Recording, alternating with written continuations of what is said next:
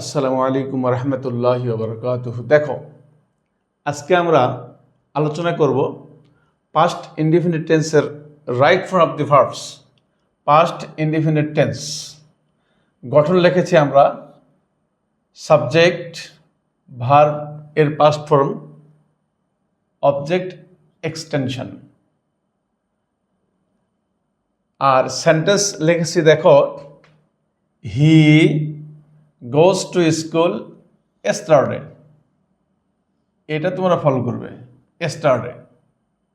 এই yesterday থাকার কারণে আমরা এখানে গোজ না দিয়ে দিব হলো ওয়েন্ট। গোজের পরিবর্তে দিব হলে কি? ওয়েন্ট। কেন ওয়েন্ট দিব? লক্ষ্য করো, বাক্যের মধ্যে যদি বিফোর 2 minutes 2 days yesterday, দেখো এখানে রয়েছে yesterday।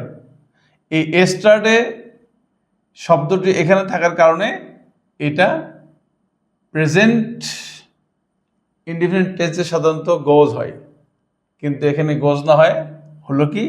ওয়েন্ট। হলো কি? ওয়েন্ট। ঠিক আছে? কেন হলো? যে এই যে yesterday, ago, long ago, long since, last week, last month, last night, last year, once a week, the day before, last 2 years ago, অথবা এই যে সাল। তাহলে দেখো, এই জাতীয় শব্দগুলি বোর্ডে যেগুলো লিখেছি, এই শব্দগুলি থাকার কারণে আমরা ধরে নেব এগুলো হবে কি? Past indefinite tense. আবার এখানে দেখো, এই যে একটি শব্দ I see him long ago, এই যে রয়েছে কি এখানে লং এগো, তা লং এগো এখানে রয়েছে, তাহলে লং এগো থাকার কারণে এটা হবে কি? সি না হয়ে হবে হলো সির পাস্ট হলো স। এই দেখো স। তবে তুমি দেখো, খেয়াল করো যে এখানে আছে কি? Long ago. আর এখানে লং এগো থাকার কারণে তোমরা আবার এখানে খেয়াল করবে, এখানেও কি রয়েছে? লং এগো, যার কারণে সি না হয়ে হলো কি? স। এই জিনিসটা তোমাকে অবশ্যই খেয়াল রাখতে হবে যে বাক্যের আগে কিংবা পরে যদি এই জাতীয় শব্দ, I repeat, before 2 minutes, 2 days ago, yesterday, ago, long since, last week, last month, last night, last year, once a week, the day before, last 2 years ago। এবার আবার দেখো এখানে, এই যে দেখো 10 years ago, এই যে 10 years ago আমরা এখানে লক্ষ্য করতেছি যে 2 days ago, 10 years ago, 5 days ago, এই জাতীয় শব্দ থাকলে লক্ষ্য রাখবে সেন্টেন্সের মধ্যে এই ভার্ব রয়েছে। ভার্বটা কি? লিভ। ভার্ব কি? লিভ। LIVE, এখানে ভিইর সঙ্গে আরেকটা এখানে যুক্ত করবো আমরা, LIVED, লিফট। কেন হলো? এই যে দেখো এখানে কি রয়েছে? 10 years ago। এই 10 years agoর কারণে এখানে ভার্বের প্রেজেন্ট ফর্ম না হয় ভার্বের কি হলো? পাস্ট ফর্ম হলো। একইভাবে আবার এখানে দেখো একটা শব্দ রয়েছে yesterday। এই যে দেখো এখানে ফলো করো yesterday। ঠিক আছে? এই yesterday-টা কিন্তু এখানে রয়েছে, এই যে যদি আমরা দিই এখানে yesterday। ঠিক আছে? আর কি লিখেছি? আই ক্যাচ এ ফিশ, এটা কিন্তু প্রেজেন্ট ফর্ম। তাহলে ক্যাচের পাস্ট ফর্ম কি? কট। CAUGST, কট। ক্যাচ, কট, কট। ঠিক আছে? অর্থাৎ আমরা একেবারেই পরিষ্কার হলাম যে বাক্যের মধ্যে যদি এই জাতীয় শব্দগুলো, I repeat, before 2 minutes ago, 2 days ago, 10 days ago, yesterday, ago, long since, last week, last month, last night, last year, once a week ago, the day before, last 2 years ago, অথবা সাল ইত্যাদি উল্লেখ থাকলে আমরা ধরে নিব এটা কি? সাবজেক্ট প্লাস ভার্বের পাস্ট ফর্ম, অবজেক্ট, বাক্যাংশ। দেখো প্রত্যেকটা বাক্যের মধ্যে রয়েছে yesterday, long ago, ঠিক আছে? আবার 10 years ago, yesterday। এই জাতীয় শব্দ থাকলে আমরা কি দিব, সরাসরি পাস্ট ইনডিফিনিট টেন্স করব। ঠিক আছে, তোমরা দেখো ছোট্ট একটি বাক্য আমি আবারও লিখছি এখানে, হ্যাঁ, তোমাদের জন্য পরিষ্কার হবে। দেখো, হি ইটস রাইস। ঠিক আছে, হি ইটস রাইস। রাইস আছে লেখা, কিন্তু এখানে কি নাই, স্টার্টে নাই। যদি আমরা দেই এখানে স্টার্টে দেই, তখন আমাদের কি হবে অবস্থা, এই যে স্টার্টে। ঠিক আছে, তাহলে আমরা কি দেব, এই স্টার্টে থাকার কারণে আমরা এখানে লক্ষ্য রাখবো ইটস না হয় হবে কি অ্যাট। ঠিক আছে, এটা হলো উত্তর। অনুরূপভাবে যদি এখানে আরো কিছু থাকতো, যেমন ধরো যে হি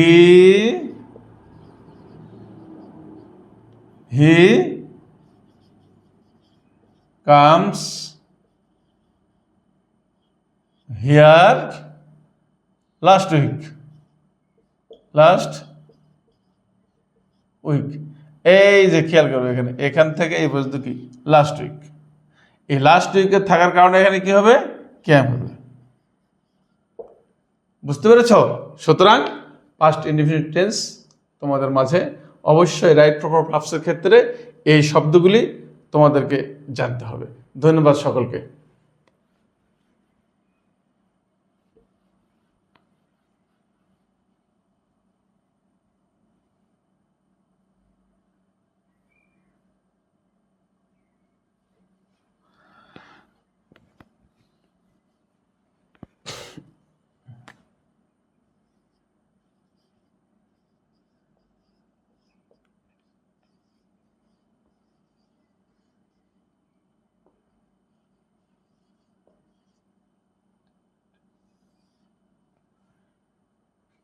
এবার খেয়াল করো, আমরা লিখেছি হলো কি প্রেজেন্ট ইনডিফিনিট।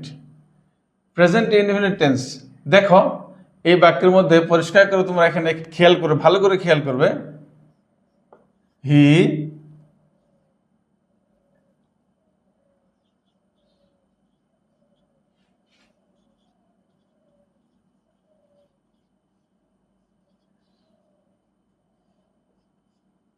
ডেইলি। এই দেখো, he went to school daily. এই বাক্যের মধ্যে কিন্তু কি নাই, স্টার্টার নাই, আছে কি ডেইলি। এই যে এখানে খেয়াল করো, আছে কি ডেইলি, যার কারণে এখানে কি হবে গোস। কি হবে গোস। তাহলে গোস কেন হলো, ফলো করো, গোস এখানে কি আছে ডেইলি, এখানে কি আছে daily.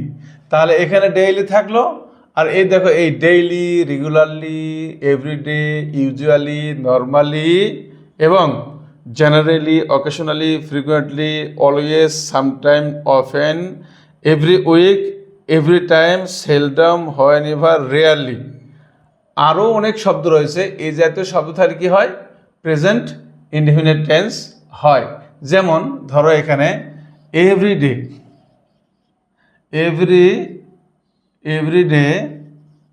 Everyday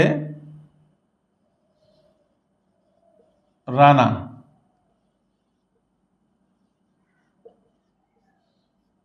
recite the holy Quran, recite the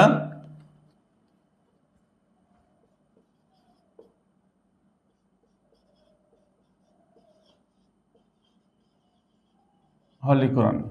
এই যে বাক্যে দেখো এখানে কি আছে, এভরিডে আছে, কি আছে এভরিডে, এখানে আছে কি রিসাইট, এখানে এই শব্দগুলি নাই। দেখো কোনো কিছু নাই, স্টারডে, অ্যাগো, লং, লং সিস, কিছুই নাই, আছে কি এভরিডে। আর এখানে ভার্ব আছে কি রিসাইট, ভার্ব আছে কি দেখো তো রিসাইট, যার কারণে এখানে কি হবে রিসাইটের সঙ্গে কি হবে এস যুক্ত হলো। দেখো রিসাইটের সঙ্গে কি হলো এস যুক্ত হলো। আবার যদি আমি এখানে বলি হি প্লে বল, প্লে বল, আমি দিব এখানে কোন শব্দ দেওয়া যায় রেগুলারলি অথবা এভরিডে, অথবা এই দুটো শব্দই দিব, এভরিডে দিলাম অথবা রেগুলারলি দিলাম,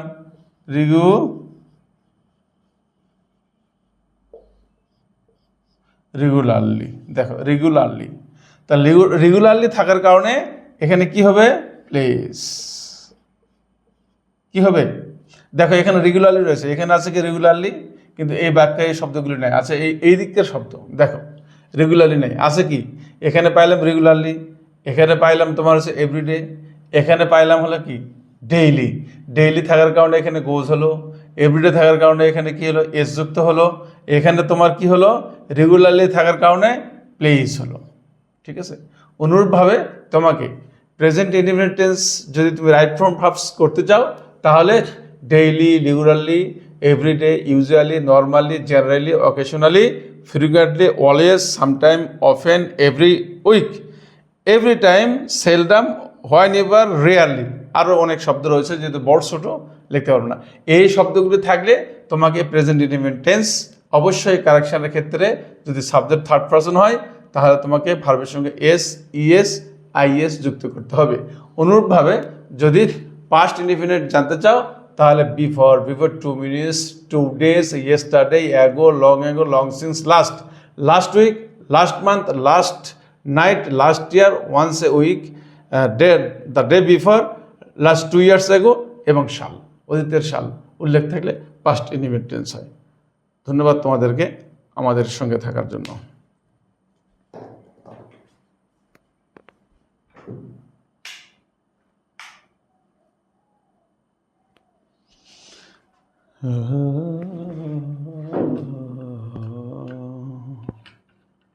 বিশাল বড় ভিড়ে হলো